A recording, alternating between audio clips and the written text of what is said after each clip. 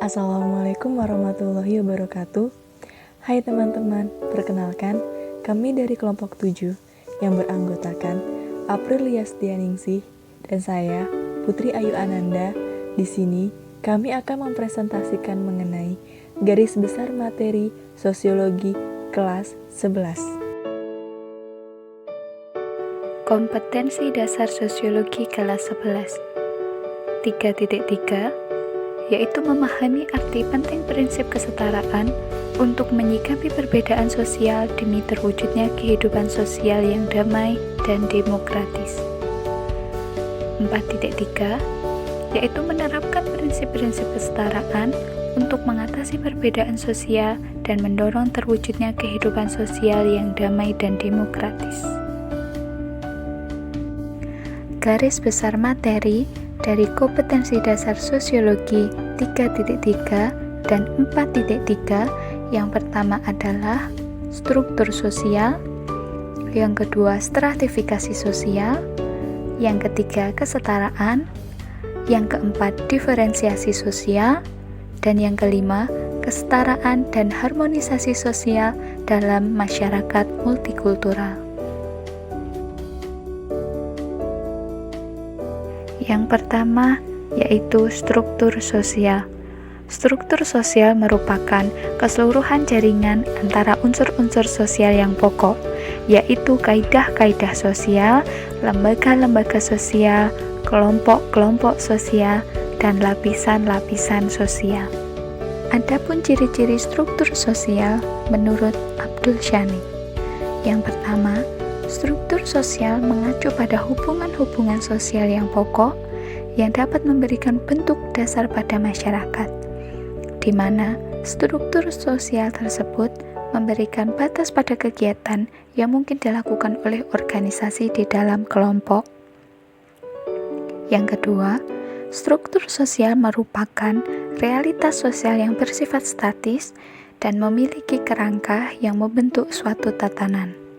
Yang ketiga, struktur sosial merupakan tahapan perubahan dan perkembangan yang terjadi di dalam masyarakat. Yang keempat, struktur sosial merupakan semua hubungan sosial antara individu-individu pada saat tertentu. Dan yang kelima, struktur sosial meliputi seluruh kebudayaan dalam masyarakat. Bentuk-bentuk struktur sosial. Adapun bentuk-bentuk struktur sosial menurut Peter M. Bloch, yang pertama adalah intersected. Dikatakan intersected jika keanggotaan kelompok sosial tersebut menyilang. Maksudnya, memiliki latar belakang ras, suku, dan budaya yang berbeda. Yang kedua, consolidated, yaitu jika terjadi tumpang tindih parameter atau tolak ukur yang mengakibatkan penguatan identitas keanggotaan dalam sebuah kelompok sosial. Diferensiasi sosial. Diferensiasi sosial merupakan pembedaan masyarakat berdasarkan ciri dan fungsinya. Pada masyarakat majemuk, pengelompokan horizontal disebut dengan istilah kemajemukan sosial, yang ditandai dengan adanya 1. Ciri fisik, misalnya warna kulit, bentuk rambut, bentuk mata, hidung, dan rahang. Yang kedua, berdasarkan ciri sosial, misalnya perbedaan peran, prestis, dan kekuasaan. Yang ketiga, berdasarkan ciri budaya, yaitu adat istiadat, bahasa, kesenian, dan agama. Bentuk-bentuk diferensiasi sosial. Yang pertama, diferensiasi ras. Ras adalah kelompok manusia yang memiliki ciri fisik bawaan yang sama. Secara garis besar, ada 3 jenis kelompok ras utama. Yang pertama, ras Mongoloid berkulit putih dan coklat, ras Negroid yaitu berkulit hitam, dan ras Kaukasoid berkulit putih. Diferensiasi suku bangsa atau etnis. Suku bangsa adalah hasil dari sistem kekerabatan yang lebih luas, di mana masyarakat dalam sistem kekerabatan ini tetap percaya bahwa mereka memiliki ikatan yang berasal dari nenek moyang yang sama. Yang ketiga, diferensiasi klan atau kerabat merupakan kesatuan genealogis atau kesatuan keturunan, religio magis atau kesatuan kepercayaan, dan tradisi atau kesatuan adat. Dalam masyarakat Indonesia ada dua bentuk klan utama, yaitu yang pertama matrilineal, yaitu klan atas dasar garis keturunan ibu, dan yang kedua patrilineal, yaitu klan atas dasar garis keturunan ayah. Yang keempat adalah diferensiasi agama, di mana di Indonesia kita mengenal ada agama Islam, Kristen Katolik, Kristen Protestan, Buddha, Hindu, dan Konghucu. Yang kelima, diferensiasi jenis kelamin. Meskipun tidak dapat diklasifikasikan atas dasar tingkatan, namun pada masyarakat tertentu jenis kelamin juga menjadi tingkatan. Tingkatan tersebut didasarkan atas kaum perempuan lebih rendah dibandingkan dengan kaum laki-laki. Dan yang terakhir adalah diferensiasi profesi. Diferensiasi profesi merupakan pengelompokan masyarakat yang didasarkan pada jenis pekerjaan atau profesinya. Stratifikasi sosial. Stratifikasi sosial merupakan pembedaan penduduk ke dalam kelas-kelas secara bertingkat dalam lapisan tinggi dan rendah. Pelapisan masyarakat terjadi karena sesuatu yang dihargai oleh kelompok masyarakat tertentu. Selanjutnya, dasar-dasar stratifikasi sosial meliputi kekayaan, kekuasaan, peran, keturunan, pendidikan, status, dan kedudukan. Kekayaan berkaitan erat dengan pendapatan.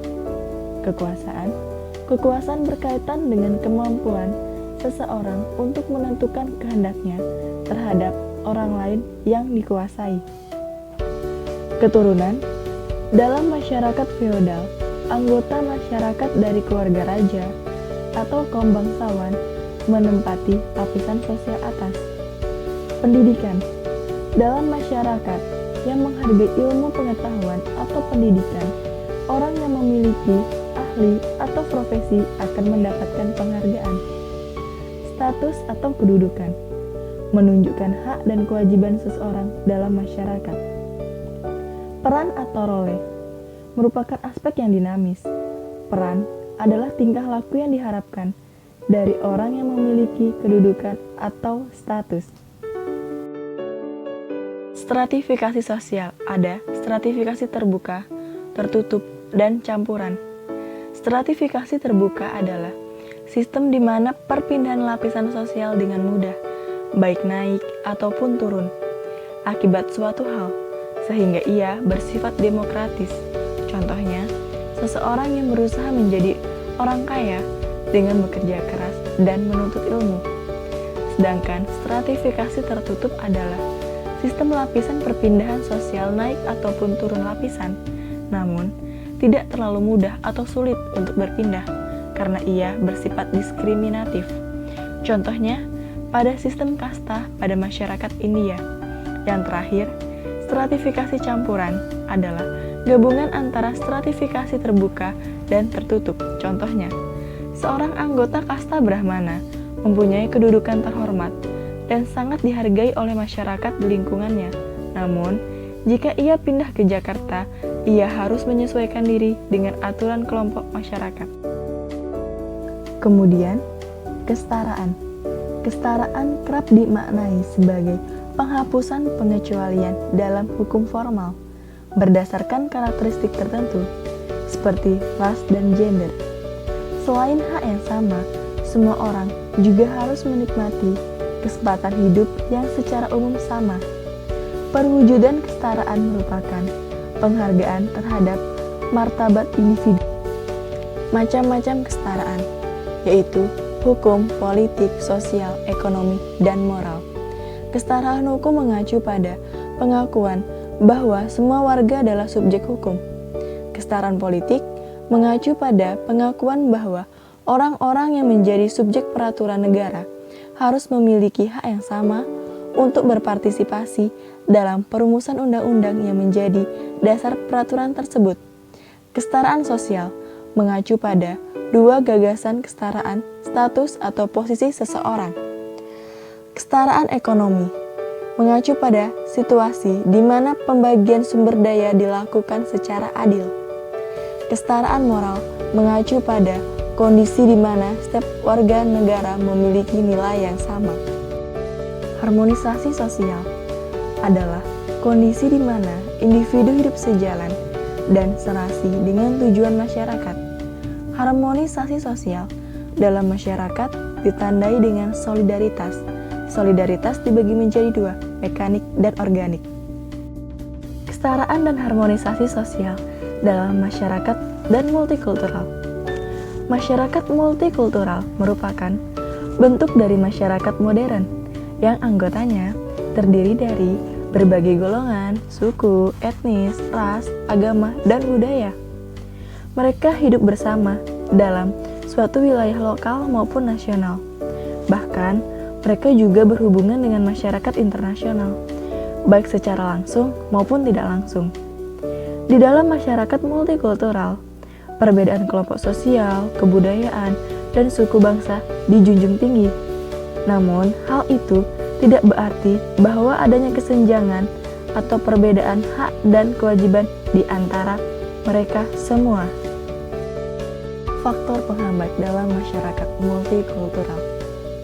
Pertama, menganggap budaya sendiri paling baik. Kedua, pertentangan antara budaya barat dan timur. Tiga, pluralisme budaya dianggap sebagai sesuatu yang eksotis.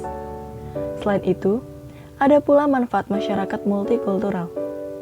Menjadi alat untuk pembina dunia aman dan sejahtera, memunculkan rasa penghargaan terhadap budaya lain, menjadi benteng pertahanan terhadap ancaman yang timbul dari budaya kapital.